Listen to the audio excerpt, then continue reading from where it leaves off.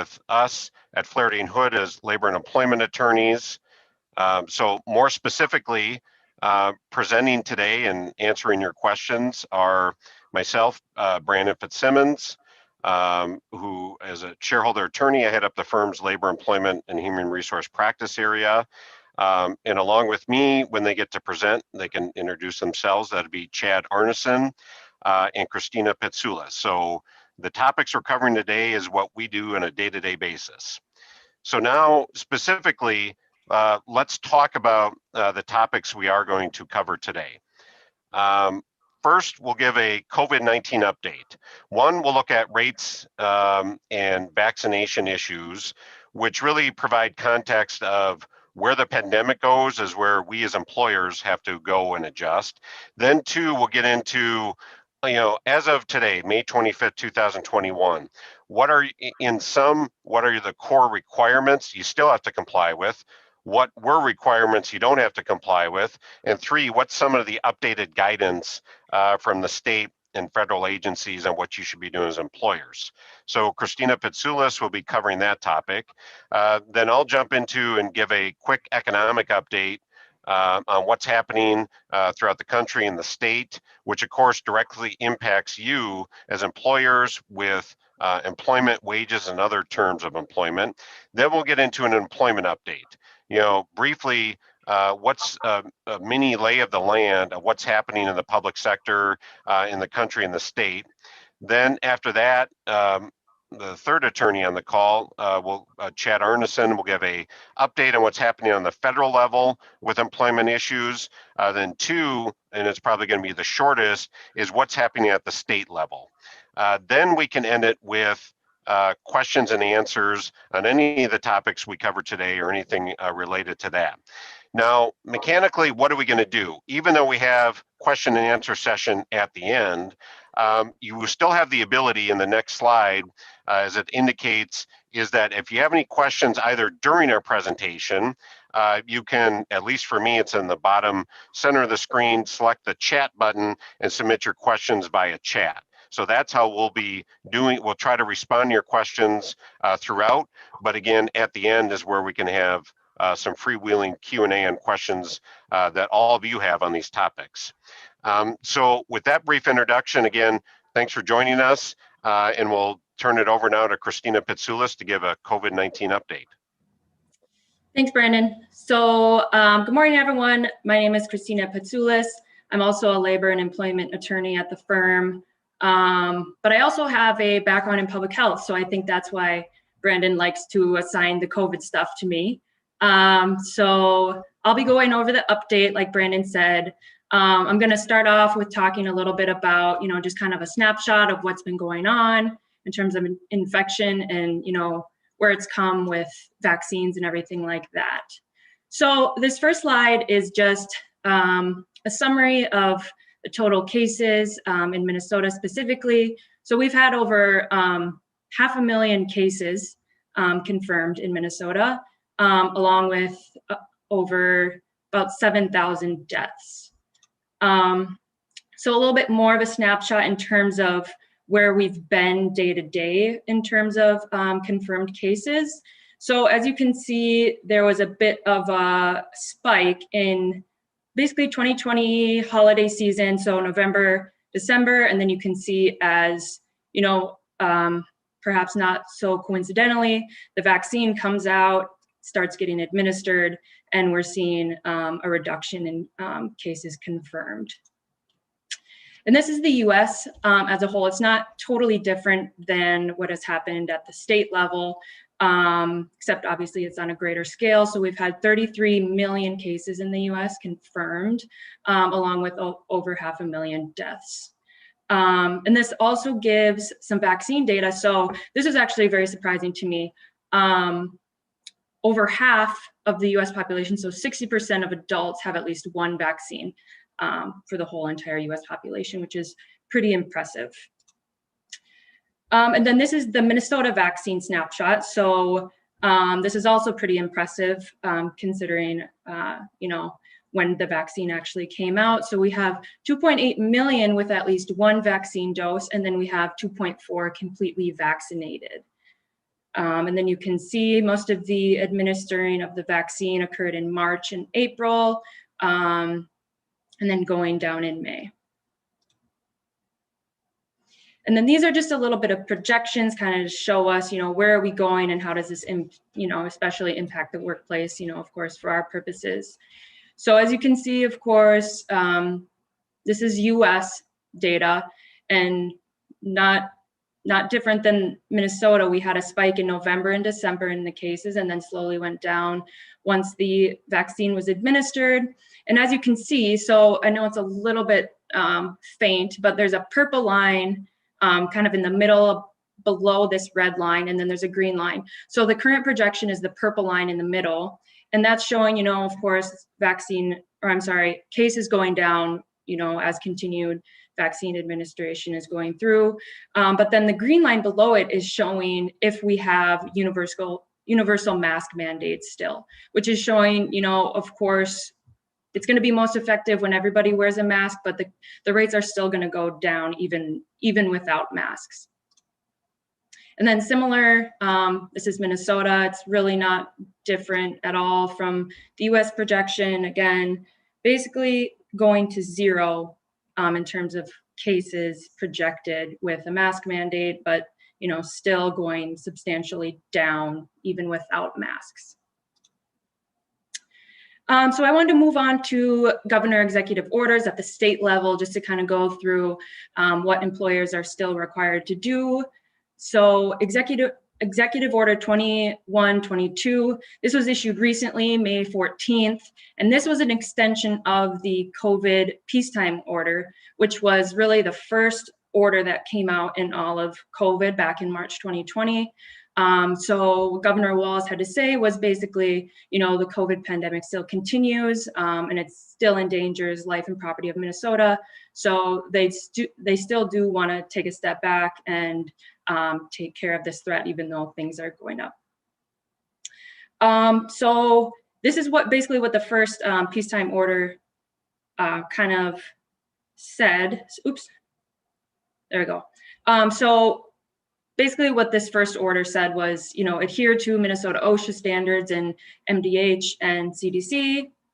And so all of those kind of basic guidelines are still in place, but the one thing that is a little bit different from that first executive order is that the work from home mandate was lifted in April 14th. So it's no longer mandated that people must work from home if they can, but it's recommended now. And then this is a little bit more about the employer requirements. So as you remember, back in June 2020, there was an executive order that came out regarding critical businesses putting a COVID preparedness plan in place.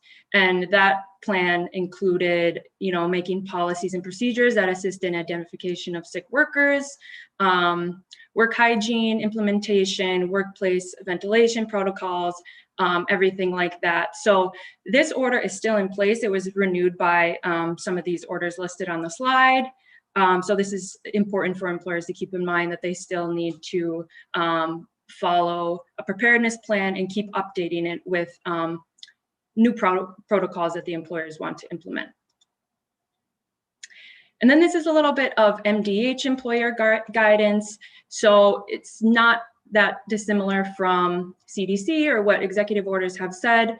Basically, so strategies to reduce the risk of getting sick. Get vaccinated, of course, number one, that's the most effective.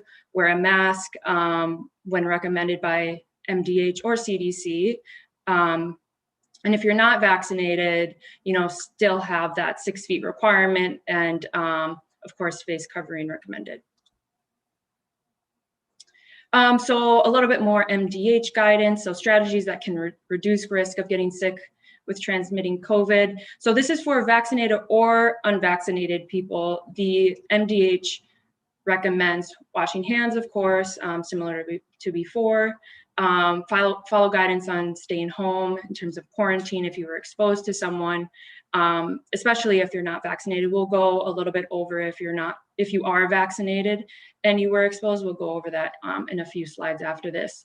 Of course, stay home if you are sick, and I think that's universal for whether you're vaccinated or unvaccinated. So a little bit more, so whether you're vaccinated or not vaccinated, work from home if possible at this point. That's what the Department of Health is recommending. It's not requiring, again, it's just recommending.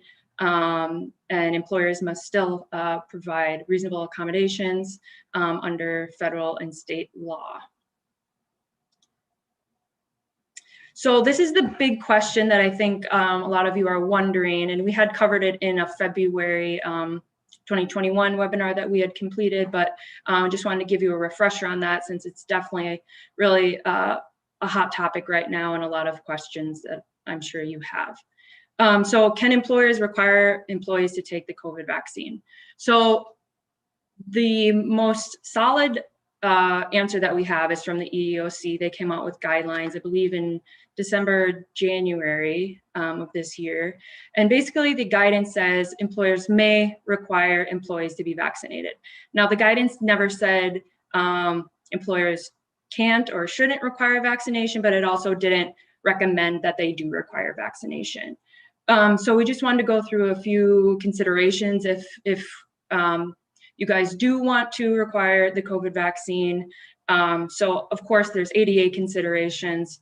On this slide, I just have a little explanation that the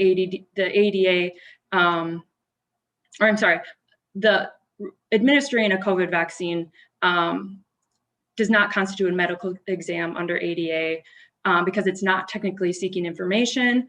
But if you have some pre-screening questions for the vaccine administration, such as, are you immunosuppressant, or, questions like that, that would impact you having the ability to get the vaccine.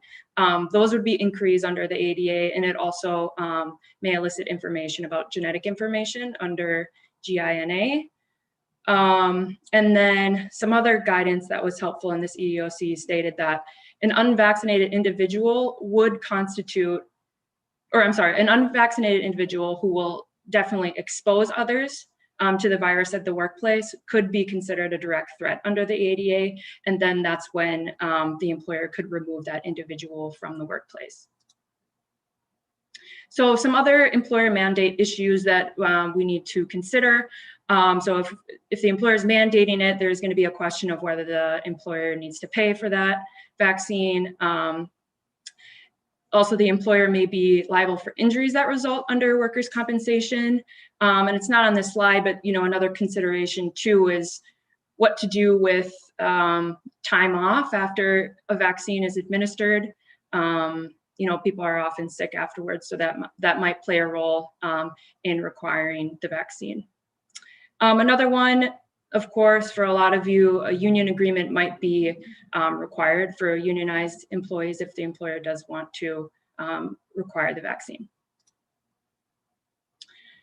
So just a little bit more on kind of the raw legal stuff in terms of mandate exceptions. So of course, like I spoke before, the ADA is definitely an exception. Reasonable accommodations are a consideration. Also Title VII, religious accommodation. And under this, the employees can refuse to receive the COVID vaccine if they have a sincerely held religious belief. And generally, employers must provide an accommodation unless doing so would pose an undue hardship. And if no reasonable accommodation is possible, then the employer may exclude the employee from the workplace in this scenario.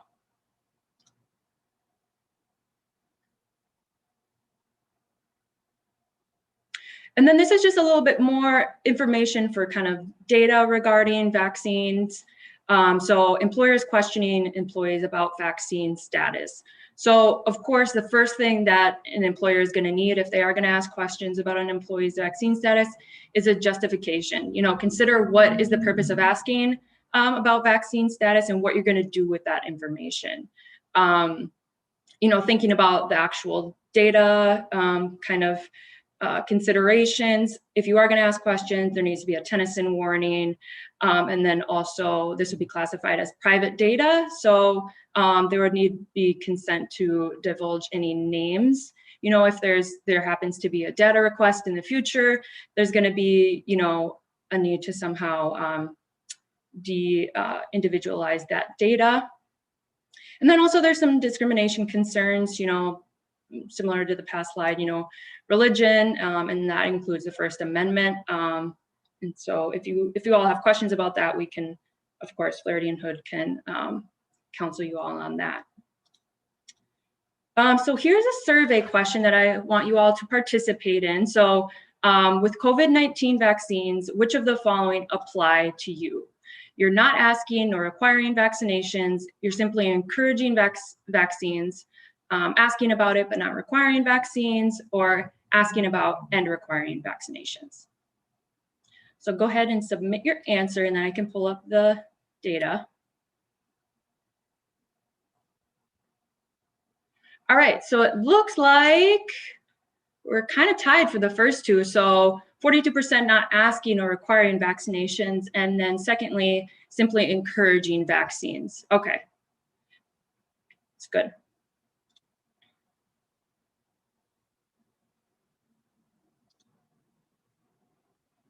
Okay, so I'm going to move on to quarantine now.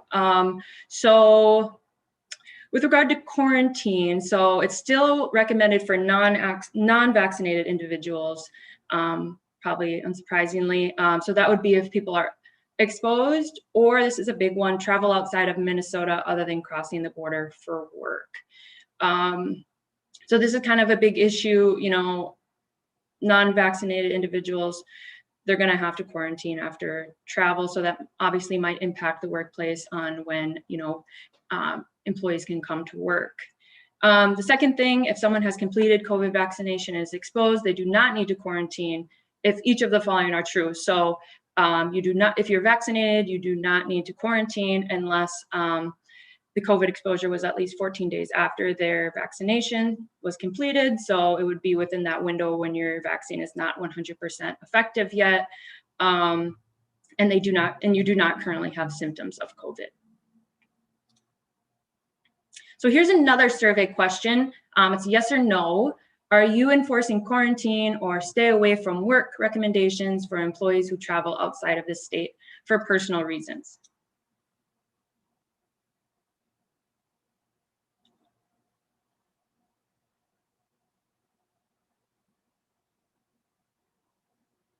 Wow, no. Overwhelmingly no. Okay. Okay, that's good. We can talk about that too in our Q&A. Okay, so on to masks, another hot topic. So following the CDC guidance that I believe came out on May 13th, this is an executive order.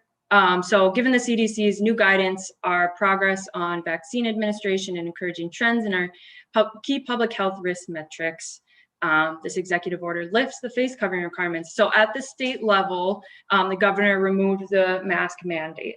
Now, as you can see also on this slide, so private businesses and local municipalities may still put in a face covering requirement. So it's important for cities to understand what the local government is enforcing. They might not have lifted the mask requirements. So in these areas, masks are still required, even though it's not required at the state level.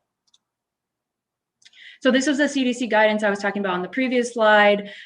This was kind of a bombshell for everybody. Fully vaccinated people do not need to wear a mask, except where required by federal, state, local, and other rules and regulations, including local business and workplace guidance. So similar to what the executive order said, masks are not required for vaccinated people.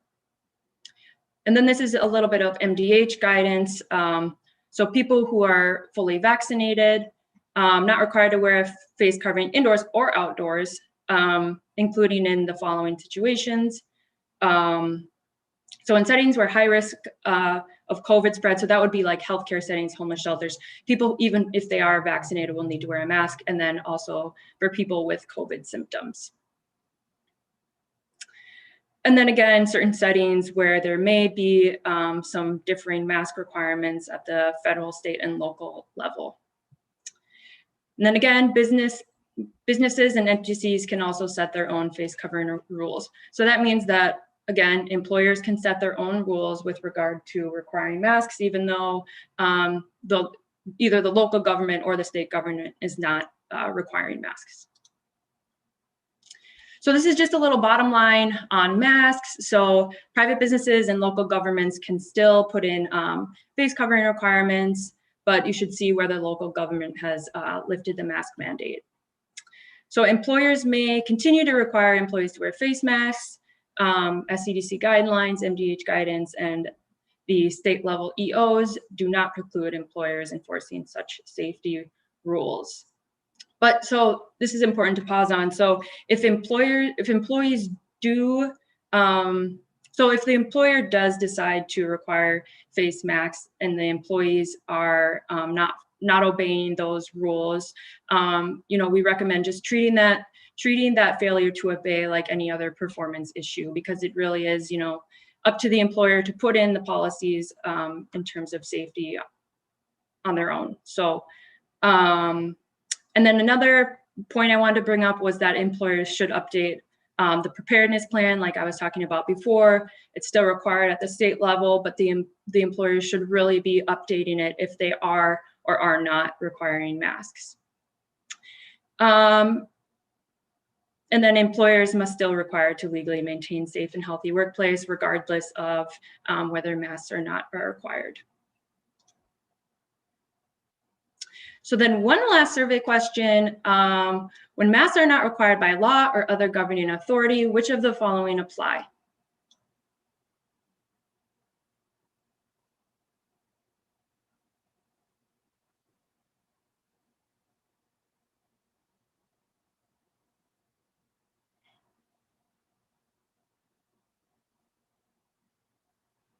Okay, only encouraging use for those who are sick is the majority. We've also had a little bit of sprinkling of only requiring indoors for certain larger gatherings. Okay, and we can talk more about that in Q&A too. So I will turn it over to Brandon to go over the economic update. Oh, Brandon, you're on mute. There we go.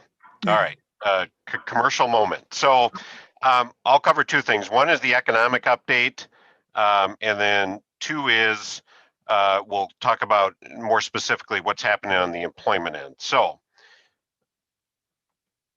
with that and the economic update, and this is all this flows from, as we put in our third slide in this, from Minnesota Management and Budget as part of their economic forecast and budget forecast. So though this was back from their February forecast, if you really look at the economic data, it's probably still going to be pretty much on target. So what does this chart show? It shows what the state saying has been and is projected to be the gross domestic product in the country. Really, that's the best measure of where the economy overall is going. So the gray bars are what they projected going back in November. The blue bars are what they projected in February. And we'll talk about why. So if you look at the bottom there are the years. So again, no surprise, in 2020 with the pandemic and all the resulting impacts, the economy contracted by about 3.5%.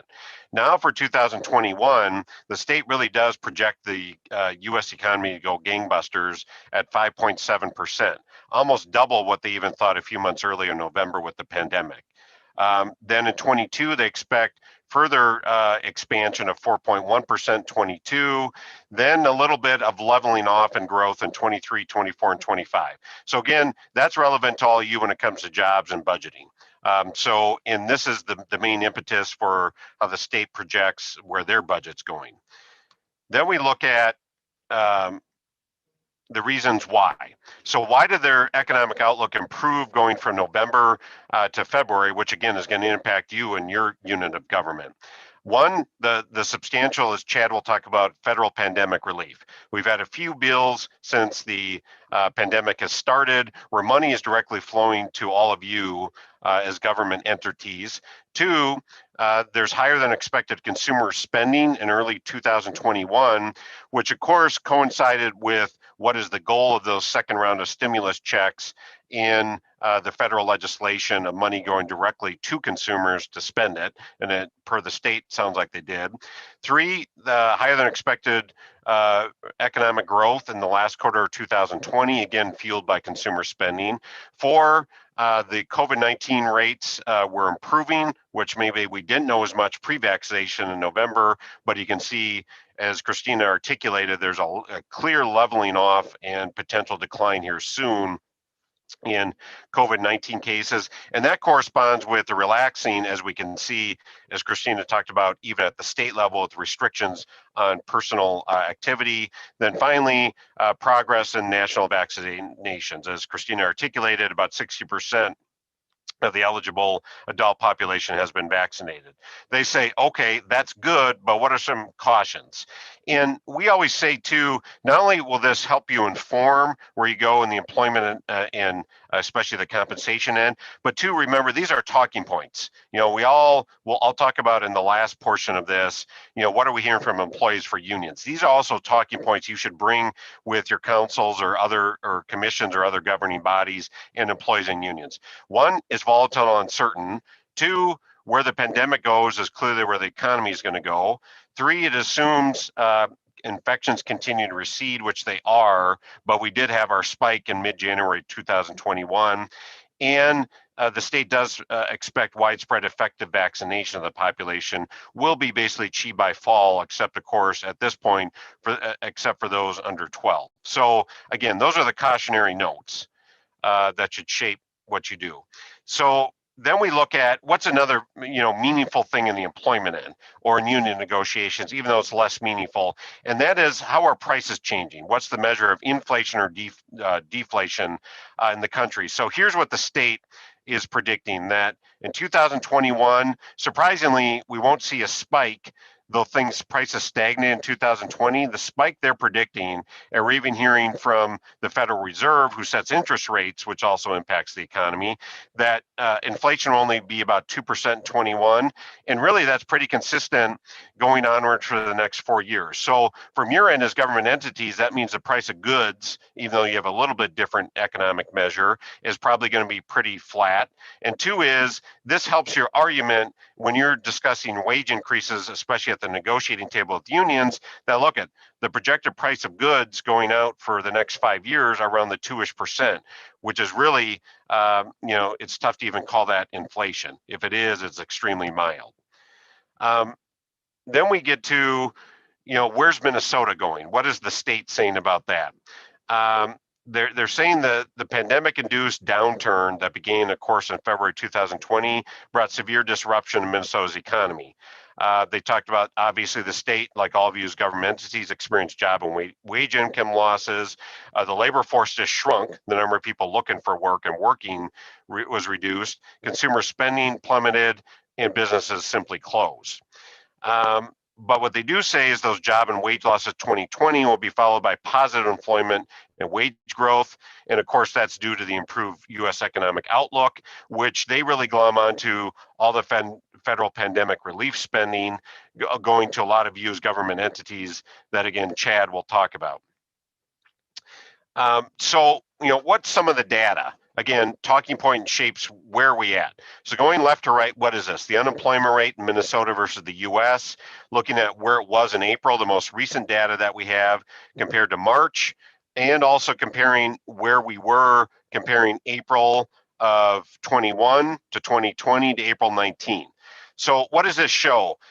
If you look at the yellow highlights there in Minnesota, our unemployment rate is less than half of what it was going backwards and basically the peak of the economic downturn, whereas 9.1%, now it's 4.1. But we do know the economy is substantially improving, but this is a bellwether that we're still not where we were 2 years ago as of April 19, where unemployment was at 3.1%. So again, we're improving, but we're not there yet. And again, I know a lot of you in the governmental end are seeing that. So that's unemployment rate. Now let's talk about jobs. Where are we at with that specifically? So first at the top is all jobs in the country and the state. And secondly is where our government, you as government employers, where are you at with the total number of people working in the government sector? So first, I'll just highlight those items in bold at the top for all jobs throughout the state, is that if you compare April 20, the downturn, to April 21, we've had an increase. That means 230,000 jobs are back. So there's a 9% growth comparing 20 to 21. However, if you compare on the far right where we're at in April 21, again, compared to where we're in April 19, obviously pre-pandemic, anything in a solid economy, overall in the state, we still have about 5.5% less jobs overall, number of people employed, than we did in April 19. So again, what does it show? Improving substantially, but we're still not where we're at to full economic recovery. Then we look at government jobs, pretty similar, though it doesn't always mirror what's happening overall in the state and country at the bottom there. If you look at the state, again, we've seen a milder uptick in the number of government jobs that have come back, in our pandemic recovery. So right now we've got an increase in government jobs of 12,000 comparing April 21 to 20. But again, similar to all other jobs in the state, there's still over 15,000 less people employed in the government sector in the state, which means we're still about 3.7% less. U.S. government entities overall are employing 3.7% less people. Again, it shows all of you as government entities, you still have not recovered, though your recovery's been a little better than where we were at, even going backward to April 2019. So now that's the overall economy. Now let's talk about what's happening in the employment end of things. So with that, one thing we rely on is the Center for State and Local Government Excellence does a good survey every year of what's happening with all of you as governments in the state and local end of things throughout the country. So I thought they pretty well distilled it, what's happened in 2021, because in reality, for our numerous government clients in the state, this is what we've seen. As the data just showed, what's bullet point 1 that they put in their summary? Job cuts have returned, but they've not fully returned. So you're still not back to full gainful employment like you were pre-pandemic. Secondly, the pandemic's really forced us, not only short-term, but probably a lot of you long-term, as we've talked about in other webinars, to have more flexible employment practices. What does that mean? That's two things. One, it's either in your on site, in person, you're a little more flexible in schedule and hours. And again, the pandemic's driven that, but also the more younger generation coming into the workforce with millennials and Generation Z. Secondly, of course, as we've talked about, remote work. So we don't think, as the state Center for State and Local Government Excellence thinks, that's just not a pandemic thing. We think there'll be a little bit more of a push for remote work structurally and long term. Third, recruiting is a challenge. Bottom line is, what are the tough? Generally, it's tough for you in the public sector, but where's the core? The top two things which we see in our end too, one is getting healthcare jobs, getting those jobs filled, and two, of course, the prevalent one, corrections and policing. So anything law enforcement related, it's tough for you to recruit folks. Then what's the fourth main thing that they're seeing throughout the country is any benefit changes. The main focus right now is what you're getting employees to contribute. So on that quick side note, not a separate slide, a lot of you who you've worked with in negotiations, what's the core thing? Obviously with benefits, the biggest cost driver is health insurance, and how you structure your contribution is important. It's not just getting more employee contributions, but it's also getting the right language in place. As you know, we're a big advocate, and we've worked with a lot of you, getting flat dollar amount contributions, for example, into labor contracts or policies for what the employer contributes, then will correspondingly dictate what the employees contribute. So that's an important thing to do. So try to wipe out the automatic percentage increases. Instead, look for flat dollar amounts. So let's go back. One thing we always get updates on are, what are all of you doing when it comes to remote work? So one, are you going back to normal with little to no remote work? Are you considering a hybrid for some employees, but overall everybody's just on site? Or are you considering a permanent expansion of remote work? So survey says Looks like about 45% of you are still going back to way things were pre-pandemic, but again, a much larger percentage than pre-pandemic, about 40%, almost equal, are looking at some hybrid, and very few of you are looking at some permanent expansion to remote work. So again, we'll put guidance out and continually ask folks for. So now what's happening on the wage end for all of you as government employers when we get the next slide up? There we go. So what does this show going left to right? We put in there it's law enforcement, but I'll throw it out there. This is really the bellwether where all of you are going with general wage increases as Minnesota units of government, primarily focused on local governments. This is the average general wage increase, which again excludes step increases, performance pay, any other movements within the range. Also loosely known, though we don't like the term, cost of living adjustments. So really, what we've seen is stagnation in what you're doing in 21, 22, and 23. And again, this just shows what has been settled and established for employees. So obviously, pre-pandemic in 2020, most of you settled before that occurred in March. So again, we see a higher general wage increase in 2020 of 2.82%. 2021, that's where we started to see the decline. When you're realizing the impacts of the pandemic, it shrunk to 2.61%. In 2022 and 23, right now, we don't have the best data. You know, as you can see, our sample size is not large because a lot of you have been established or settled on it, but we're focused on the 22 number, and interestingly, a little less, but really statistically probably close to the same of about 2.55%. But what we are seeing at the bottom, we put in, of our respondents, what percent gave increases in certain ranges. So again, you know, well over 90% of you are 2% plus. So we're not talking like we thought when the pandemic started, zeros or ones. But we are seeing a pretty equitable split between those giving a 2 to 2.99% versus 3% plus. So again, we see that is steady even going out to 23 with our small sample size. So again, all of you use this as a guide to a quick benchmark. All right, where might we want to go with our general wage increase in addition to the other compensation? So this is where Minnesota local governments are at. Then the next slide, we'll talk about, okay, that's what you're giving or settling on. But now, what's happening in the end with interest arbitration? Again, a quick side note, one, they're rare, but two, by law, if you have a union, one or more in your entity, and they are either supervisory, confidential, or law enforcement, they have a right to take you into interest arbitration who can establish what your wage increase will be. So really about all we ever see it in is law enforcement. And as you can tell, we first focus on what are the number of interest arbitration awards that are published by BMS, where all awards have to go to. As you can tell, especially with the pandemic, especially with the PR issues with law enforcement, they've really plummeted. So really, they're not as much a bellwether as they used to be. You can tell just looking at the number of awards. For contract year 2020, there were 12, 21 there were 7. For contract year 22, we really don't have much of a statistical sample.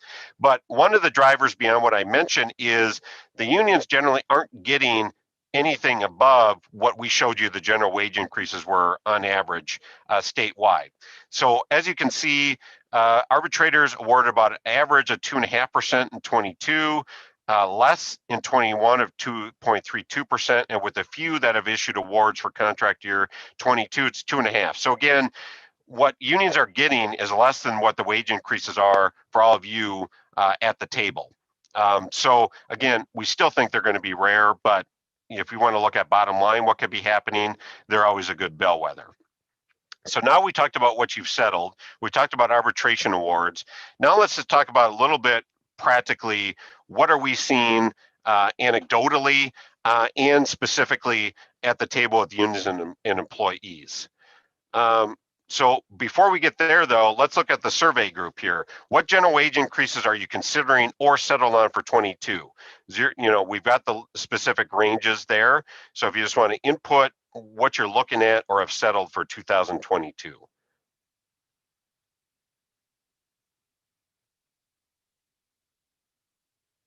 So survey says, again, no surprise, consistent with the data. About half of you are in the 2 to 2.5% range and 27% in the 2.5 to 2.99. So interesting. We do think that will be a bellwether that we're going to see things probably closer to the 2.5 than even probably 2.75. But we'll talk about practically what are unions and employees looking at. Next question is 2023. As you can tell, same question, but we even have the option too early. Who knows? So that is an option here. So what have you settled or looking at for 2023, if anything? So survey says,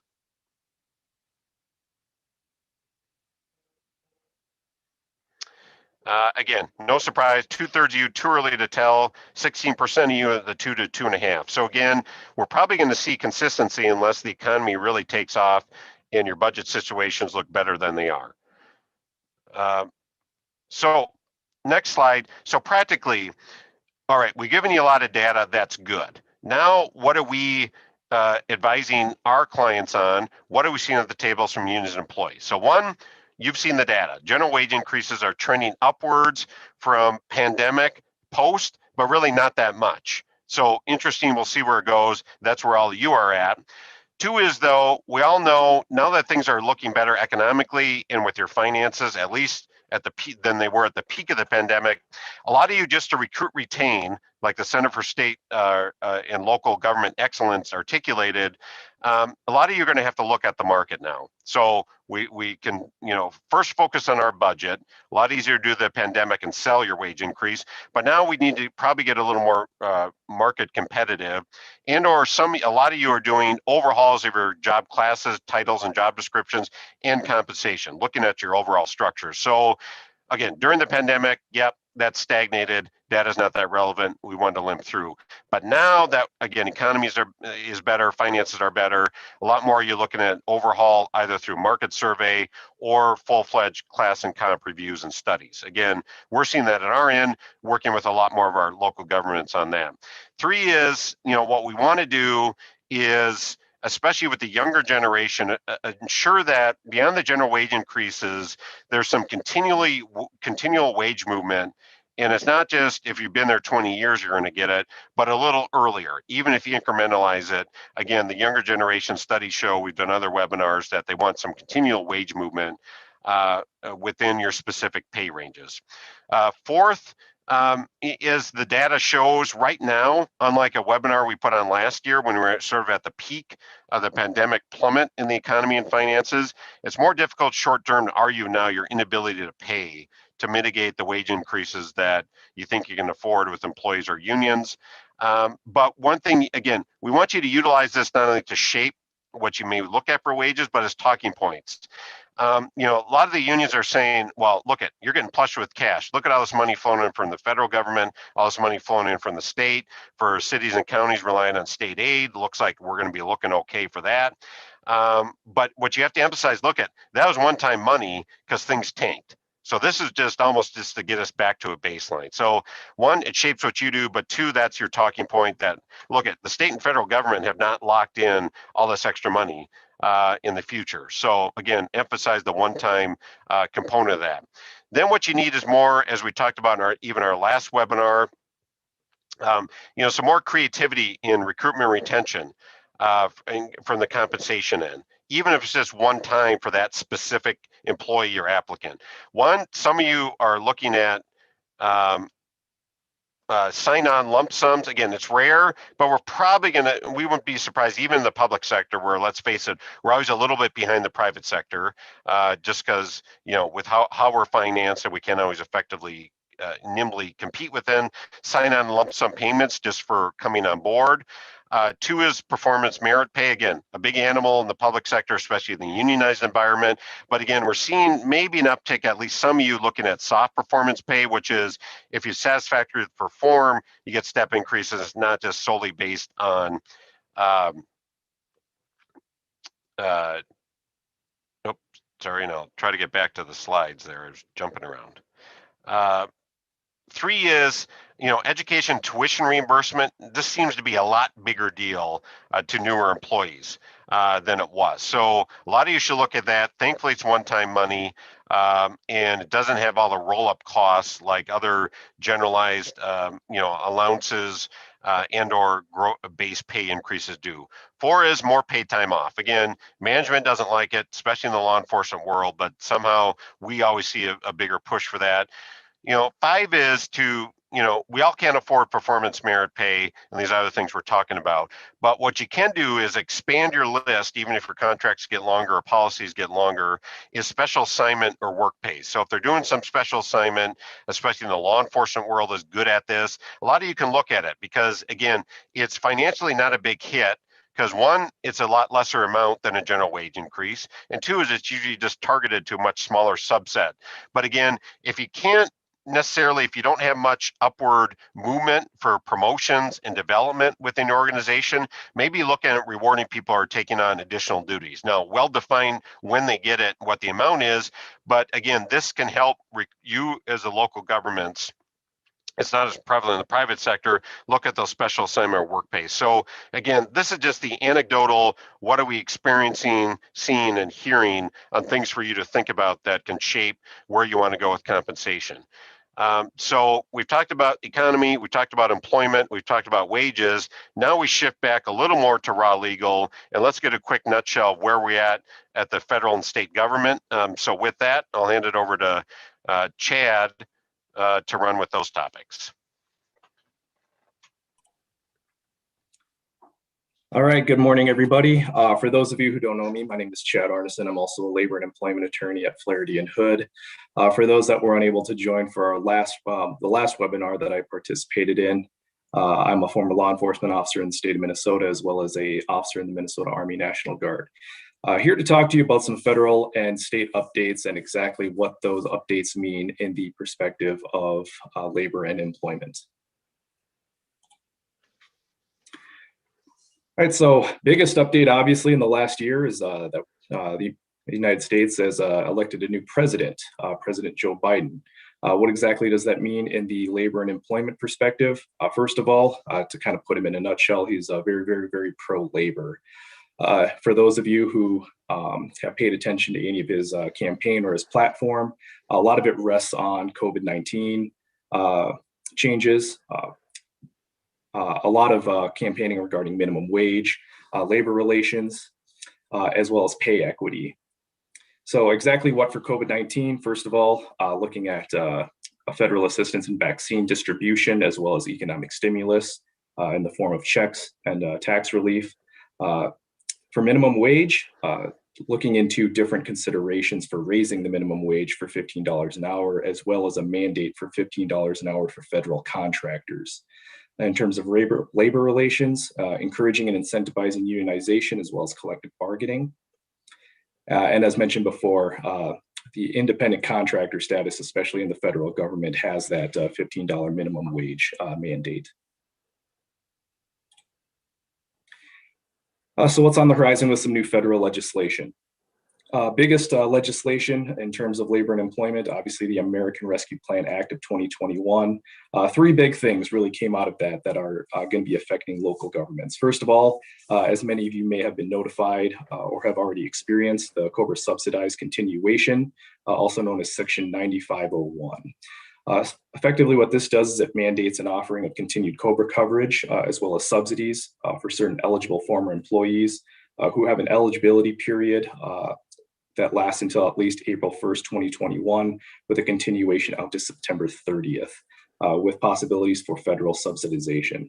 The law also imposes some penalties on public employers who fail to properly notify or timely notify their eligible employees. So what exactly does that mean for you? First of all, if you haven't been able to do a review on certain former employees who may be eligible for continued coverage or possibly subsidized coverage, that's something that you may need to look at.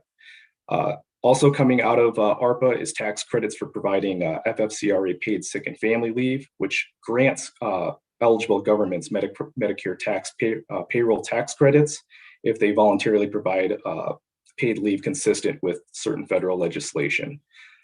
Generally, what it does is it offers incentives to local governments to mirror certain federal requirements in order to encourage uses of those certain offerings.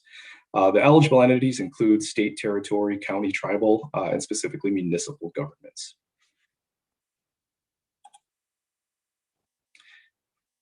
And then finally, the big one is the state and local fiscal recovery funds plans.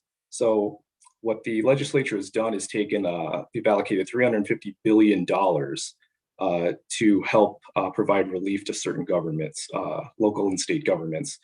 For the state of Minnesota, we're looking at just short of $5 billion for the actual state of Minnesota, as well as smaller Minnesota units of government. What exactly are some of these eligible uses that can qualify for relief? Generally, anything that has a strong nexus to revenue and costs associated with COVID-19. So public health expenditures, things such as raising of testing sites, lost revenue in the public sector, providing any sort of premium pay for certain employees who were necessary or essential during the COVID-19 pandemic and still continue to be essential, but additionally, as well as investing in certain infrastructure such as water and sewer. There is a deadline to spend, and that deadline has been set for December 31st, 2024.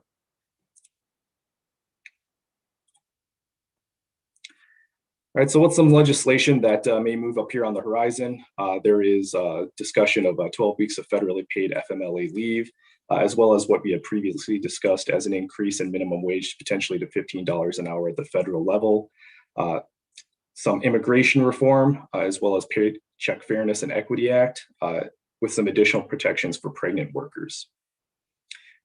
And additionally, as the Supreme Court had brought up earlier this last year, certain prohibitions on sexual orientation and gender identity discrimination, with the Supreme Court finding in the case of Bostock that sexual orientation is now a protected class at the federal level.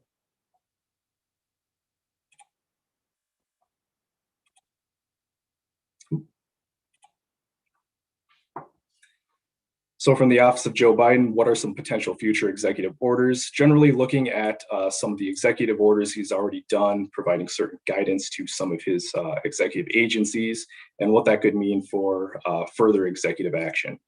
First of all, President Biden has directed the Department of Labor to provide some guidance on possible exceptions for workers who receive unsafe working conditions in order to receive their unemployment insurance.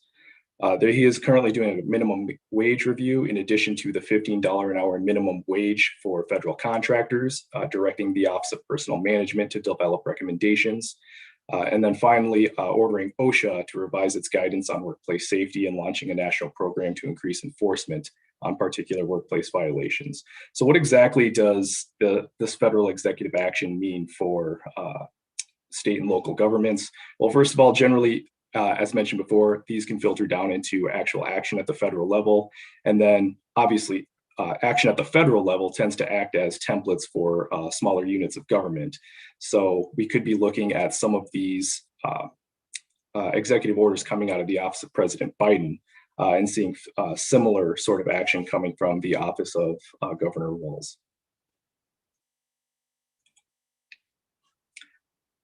All right, quick update on the state. All right, so for the budget for the fiscal years of 2022 to 23, looking at a $2.25 billion balance, which is a surplus plus ARP flexible dollars.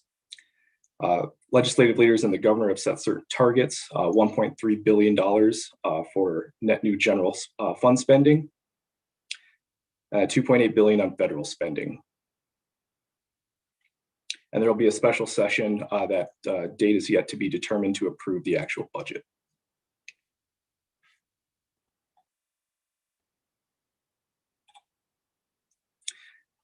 And some state legislation. What is passed? First of all, an omnibus pension bill generally that has gone through the Minnesota House and is looking at going to the Ways and Means Committee for additional consideration. Who's generally wrapped up in this sort of pension bill? In terms of public employees, there's several, mostly most of the changes looking at firefighters, 911 operators, or dispatchers, as well as teachers. And then additionally, a workers' compensation update, which creates, extends a rebuttable presumption for COVID-19 diagnosis and public safety workers. Would be covered under workers' compensation laws. Some other potential legislation that may be on the rise at the state level, obviously police reform is a big hot ticket item right now, which we may be looking at some discussion in the legislature. And then certain things related to COVID-19. Primarily a vaccination discrimination has been discussed, as Christina had discussed her prior. There are several different sort of liberty considerations that need to be balanced with state powers, such as First Amendment considerations, individual rights to elect their own sort of health care, and balancing that with exactly what the state can do, and as well as public employers in terms of how they can actually balance workplace safety along with considerations of liberty for individuals who are receiving vaccinations. And then additionally, expanding categories of employees who are subject to workers' compensation, that rebuttable presumption, as we had just discussed.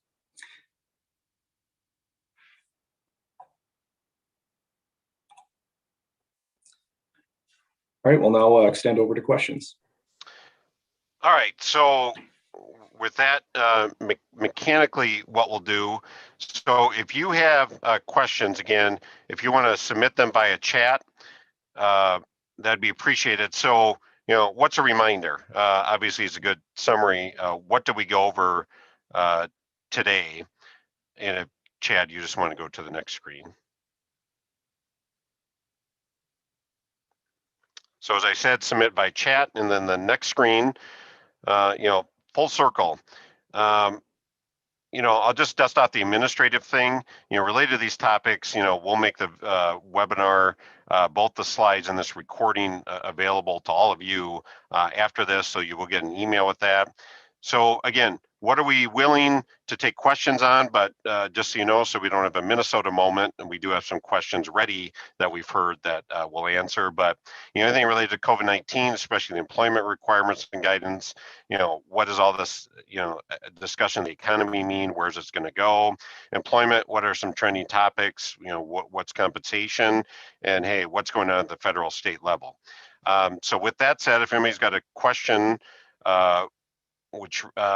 and I'm sorry, I'll just dust off administratively what we've already seen by chat.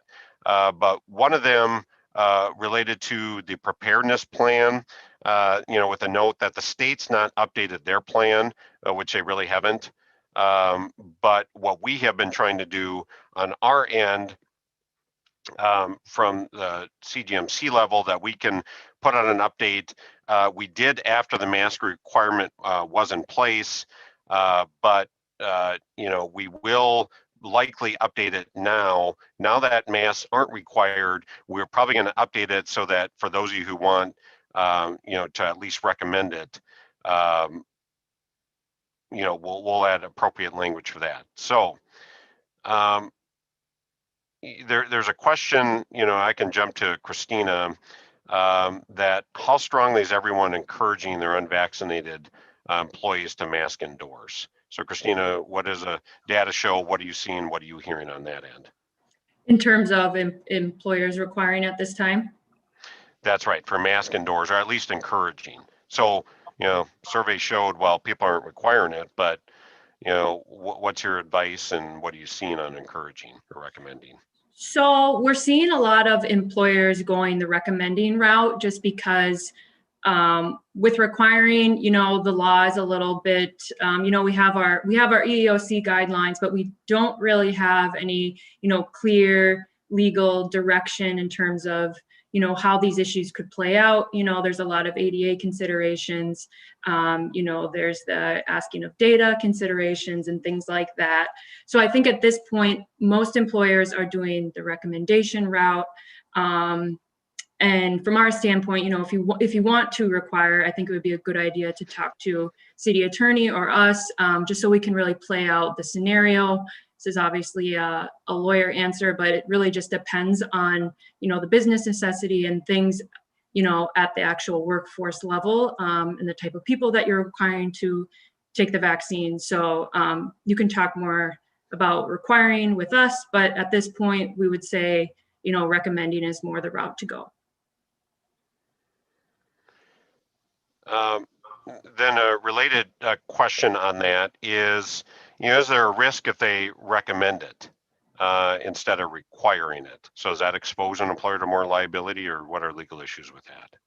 We're not really seeing any issues with recommending at this point. It doesn't implicate any ADA asking questions about genetic information or anything like that. So recommending is from what we've seen so far, is a pretty safe route to go.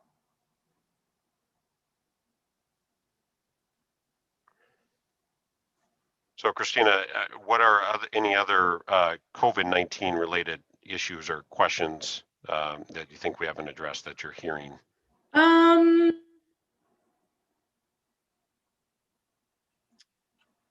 So masks, with regard to masks, so just keep in mind, again, businesses can and cities can require the masks, even if state or local aren't requiring it. So that's something to keep in mind. But again, if you do decide to go the route of requiring masks, then that should really be added to the COVID preparedness plan.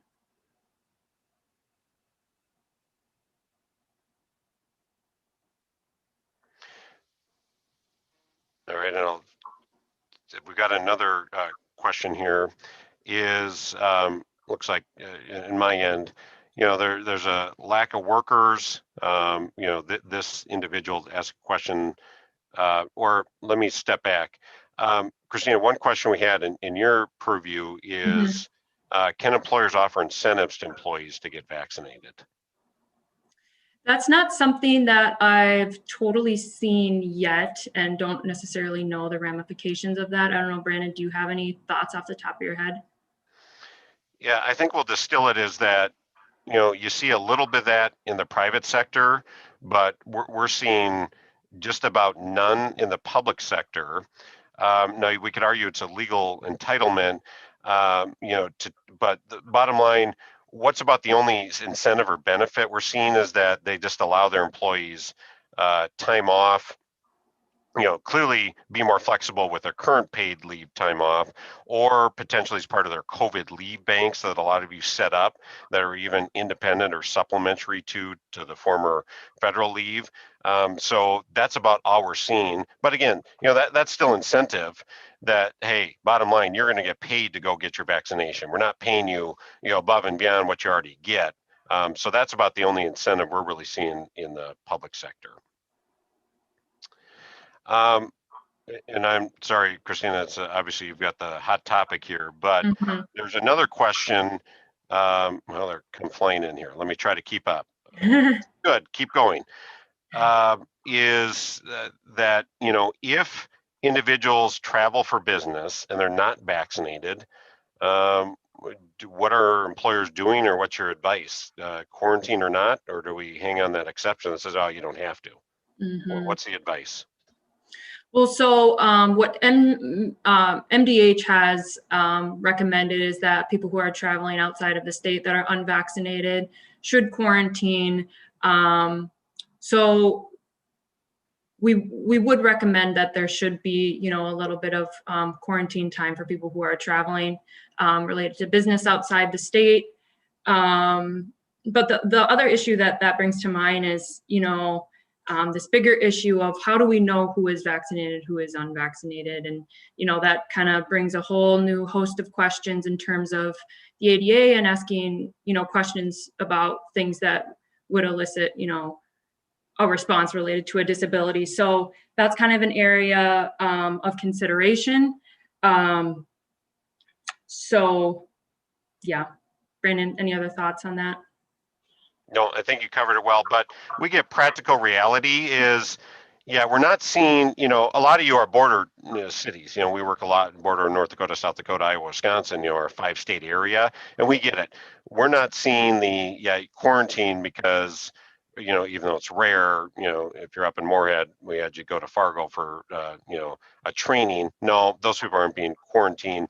But we're saying is, look at, especially to cover yourself, not only for the public health purpose, but liability purposes, you still have to follow all other precautions we have, but we're not going to force you to quarantine if you cross the across the Red River or the St. Croix River to another state. So again, balance that with some practical reality, still take precautions. And here I've got another question. We're bouncing topics a little bit, but again, I started articulating that, one entity talked about lack of workers, especially for some higher level professional indication. Opinion is, well, when there's generous UI benefits, that's not, a good motivator for people to get back in the workforce. So related to that, do you think the state or federal government's going to back off their expanded UI benefits in the future? Yeah, I think so. Obviously not currently, not under this administration, but if the economy continues to hum, even though we're not fully back, and per the data I showed, we could be hopefully fully back. This could be come early 2022, we might be back to where we were employment and economically. If that's the case, we will be.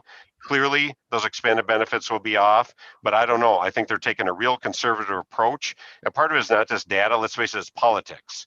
It doesn't look good for a Democratic administration who talked about, saving, getting folks a security net who are covering the pandemic to yank it. So full circle, conservatively, I still think for at least a few more months, we'll have those expanded benefits. Another question we have is, again, Christina, we're back to you. Welcome to the Northland. We got people with cabins in Wisconsin. They shoot there for the weekend. Hey, and again, welcome to Minnesota. We love our cabins, even if it's across in Wisconsin. Are you saying that we've got to quarantine somebody who goes every weekend to the Wisconsin? Then we're not going to see them all summer. How's that going to work? Right. Well, I think, that goes back to what Brandon was saying about, just the practical reality, going to Wisconsin to a cabin, is that really, considered crossing state lines? I mean, somebody could go the same distance going to International Falls from Rochester, and it would be further than someone going to their cabin in Wisconsin. So I think there's just, those practical considerations to take into account. Maybe instead of having a policy that says state lines, say rather, taking a flight to New York or taking a flight to California. That's more of a distinguishing kind of factor, I think. Yeah. All right, and Chad, back to you. We talked about expansion of unemployment benefits. I mean, are we still going to see continuation of benefits or new laws that are COVID related, or you think this is pretty much it? They went all in with combined almost trillions of dollars a package. Where's the federal government going to go? Have they relieved, in their view, relieve folks enough from the pandemic, or is there going to be more to come? I think we're still going to see some coming up in the future. Specifically, I think one of the big ones is going to be hashing out exactly what is good, a proper balance between individual liberty and an employer's right to create a reasonably safe workplace. And I think that's probably going to be the biggest area of law that's going to be continuing for some time. Specifically, if things go into the courts, those types of legal ordeals tend to take durations of years in order to sort out. But in terms of new law, I don't think we're going to be seeing a whole lot more as the pandemic starts to slow down. And bouncing a little back to something I covered was, okay, we talked about, yeah, there's a lack of number of employees, but you all want more employees, especially now, unlike last year, where your facilities, your recreational facilities, your community pools are going to be opened up. We just can't find people who are motivated because now things are a lot more competitive economically on the wage front. So this individual already brought it up, within their comment/question is, well, we're probably going to have to go, especially for these recreational summer jobs, we're going to have to go lower than the 16-year-olds we're looking at. In this specific city is looking at hiring 14 and 15-year-olds. So yeah, it's not just can we keep up with the Joneses in wages, which may not be sustainable, but maybe we have to expand the folks we're looking for. Can we go after those early retirees to come back? We've seen that, the the law enforcement officer, the police chief literally comes back and mows lawns. They've severed employment. It's been a 6-month gap, won't impact their PRA. They come back to mow lawns for the summer. So maybe, again, we all talk about fancy ways to recruit, but again, especially for a lot of you in your community, we've got a pool potentially of 14 and 15-year-olds and retirees who are probably ready, willing, and able to take on these recreational jobs, especially when a lot of you, what we're hearing, there's just more demand. Folks had a year off from the recreational end, so they'll be back and paying for services. So let's look at try to be again creative in who we're going to recruit, especially for those seasonal type jobs. So Chad, what else are you seeing federal, state? What do you find as other relevant questions that we should talk about with what's evolving on the legal end?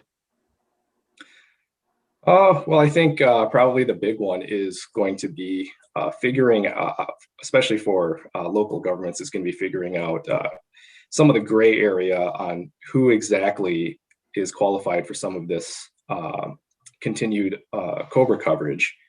One of the big disqualifying factors there is anybody who's been voluntarily terminated. Well, what exactly does voluntarily terminated mean? In terms of how the federal government is looking at this, they're looking at some old IRS guidance back from 2009, which kind of separates into 3 things. You need a separation from employment that needs to be completely unilateral from the employer, with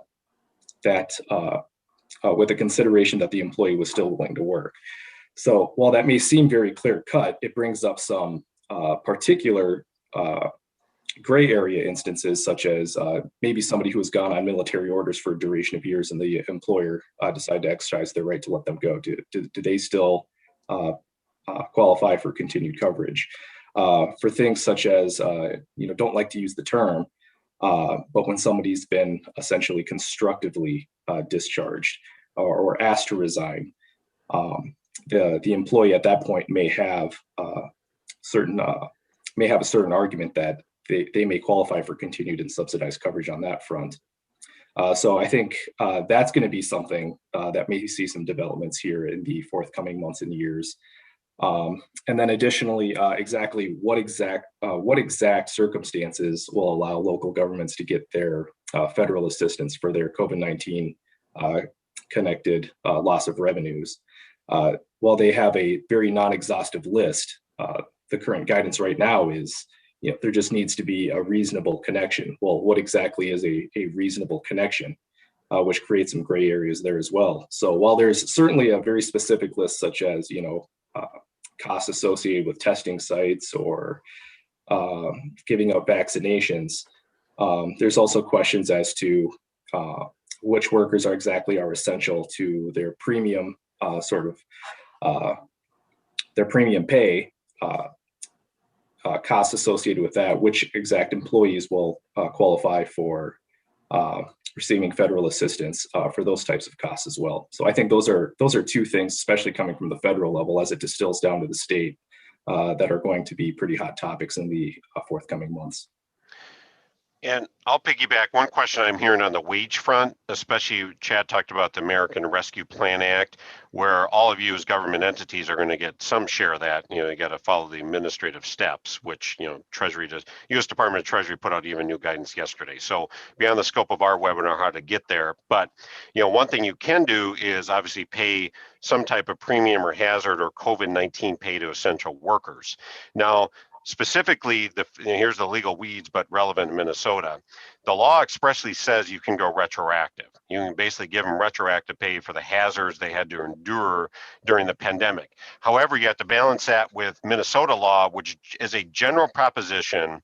Now, again, there's exceptions. We can't provide retroactive pay. That is, we can't pay you more for what we committed to you before you did the work. So we can't go backwards and say, well, for all those hours you logged in during the pandemic, especially in the front line as public safety, EMS, et cetera, we're going to give you X lump sum payment or hour for hour paying additional amount. Now, the problem is, again, under Minnesota's law, specifically the public purpose expenditure law, that basically says, what does it flow from? The Maine Attorney General's opinion was we can't give bonuses.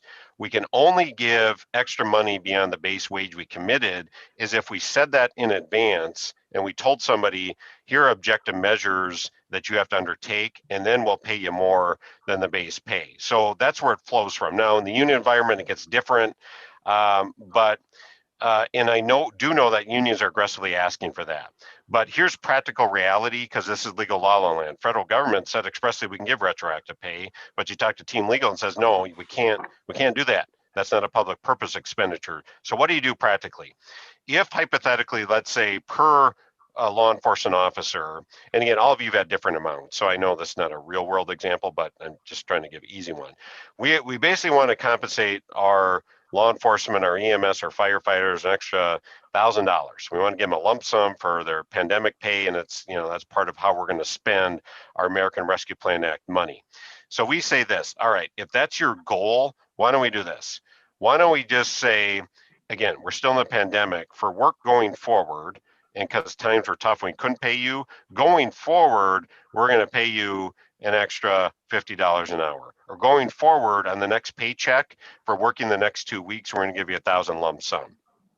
Now, again, I know the optics aren't the best, the PR, but that's our advice in our cities. You want to reward them, but we didn't. In Minnesota, you can only reward them for something you said in advance you would. So that's an easy way to do it. Take the $1,000 you're going to give them, say, all right, on the next paycheck for your next 2 weeks of work, we're basically going to pay you the $1,000. So that's the cleanest way to avoid this whole retroactive pay and trying to reward them for past work. Another question came in on, again, on the wage front, and this relates to PRA, when an employee qualifies, because it's, we have seasonal temp exemption related to how much money they make and or how much time they work. So we haven't done the full scouring. Chad mentioned the omnibus pension bill. I don't think, unless Chad jumps in and seen something otherwise, I don't think there's been any legislation that's actually moving that'll change it. Because again, we emphasize the point, if you want to hire 14, 15-year-olds and or retirees, especially for the seasonal temp jobs, we don't want to increase how much, especially now we have to get more competitive as the minimum wage goes up in Minnesota with inflation, that we don't also want to have to pay PRA. But so I do think that is a good way to, that will be an important thing that has to be addressed at the legislature. But to that question, we're not aware of specific legislation. Another one, I think I've already addressed it, talked about cities, counties paying law enforcement a quote unquote bonus. We talked about that's illegal, but you can take, a lot of you are going to be dealing with this because I know the unions will get aggressive with it. They can say what they want, but again, I know a lot of you probably want to reward them. And again, just reward it for prospective work, not retrospective work. But I do know a lot of entities are considering that for law enforcement and other essential workers, providing some type of additional pay. So, Chad, I know we're talking fast, but any other questions you're seeing from folks or what you want to tell us about on the state and federal legislative or regulatory end? Nothing more specifically. All right, how about Christina, anything in the COVID-19 world you don't think we've sufficiently covered that you're getting questions on? I see a few questions in here related to COVID. So the first one that I think we kind of glossed over was, is an employer liable if an employee gets ill from vaccine if they require it? Meaning, either those couple of days after you get the vaccine, those symptoms, or even just very ill from the vaccine. The answer is probably yes, or could be. It's likely, or it could happen based under workers' comp. Of course, we haven't really seen any of those cases yet, but it's definitely a possibility if the employer is requiring it. Obviously, if it's not required, then that issue wouldn't be at play. And then the other question was, are many local governments requiring the vaccination? So just want to kind of make the distinction. So local governments in terms of the employer front. So as you guys did the survey, you could see that most people were not requiring the vaccine, but rather recommending it, which is, our recommendation of the way to go, at least now when we don't have a bunch of information in terms of the ramifications of that. In terms of actual local governments requiring the vaccination, I would say it's the opposite in the sense that I'm seeing a few states, state governments saying that employers cannot require the vaccination. I believe there was legislation in Montana. So I think that it's going to go the opposite way. I think that there's going to be bars on employers requiring the vaccination rather than governments actually requiring the vaccination at this point.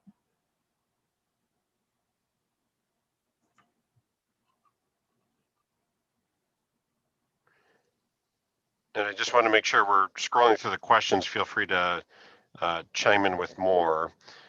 So can I be real? I want to get back to mechanically because I know we get questions in the union world to talk about using, especially now where it's going to be ripe, your American Rescue Plan Act money to pay your essential workers something more.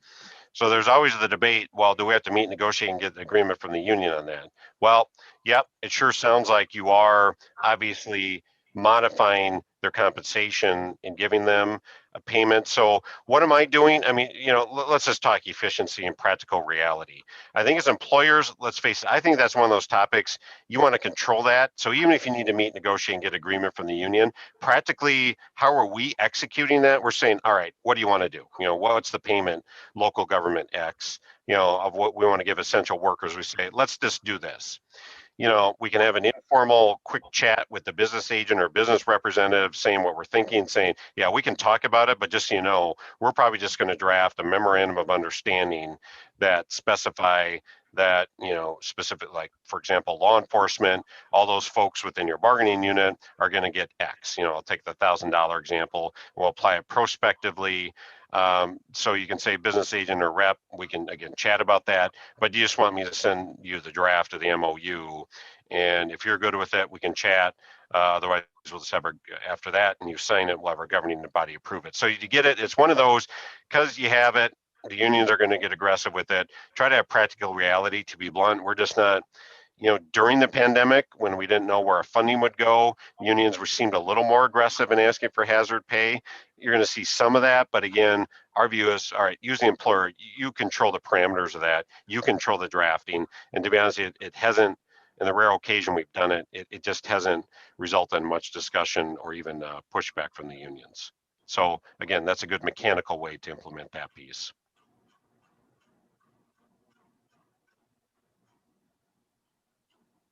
And then another question related to wages is interest arbitrators. Where do we think they'll go with the pandemic and this one-time money? As the slide indicated, we've only got a handful of awards recently. So again, even from my end, the anecdotes support the data. We're just not seeing the unions at all really genuinely threatening arbitration. Now, I know some of you may have it pending. We always hear that, but again, data and anecdotes show they're not getting aggressive. So where precisely arbitrators have gone, again, we just got a little indication, is the best argument you have right now is, which is true and genuine. It's volatile and uncertain. Especially, for example, school districts seem to have taken it the worst with funding and pandemic. And so you've got some inability to pay, but again, going forward, we get it. Things are looking a lot better on your economic and financial front than they were last year, or that you projected they would be. So again, emphasize that at the table, and that's the type of talking point in the one-time money. That's the type of talking point that'll hopefully keep you out of interest arbitration, which substantially all of us have been able to do.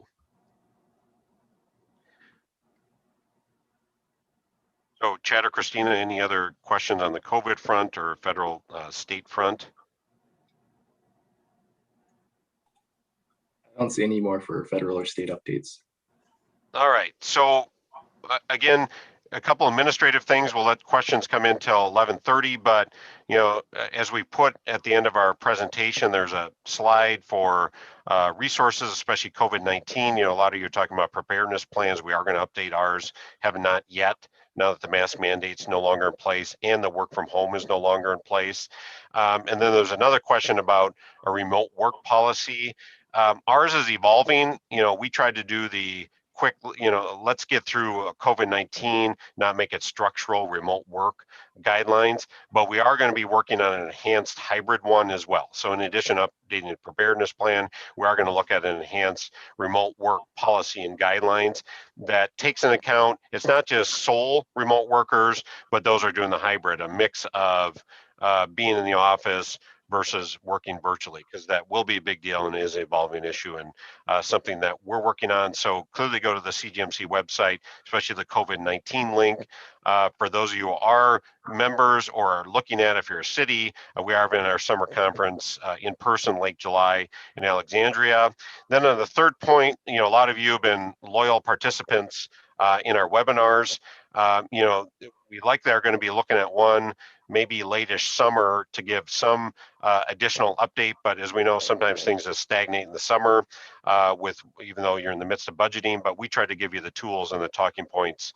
And again, as always, Flaherty & Hood's available for any representation, advice, or working with you on any analysis on any of the issues that we covered or any labor, employment, HR things. So again, this will be available, the recording and the slides. You'll get the email. It's going to be available on the CGMC website and YouTube.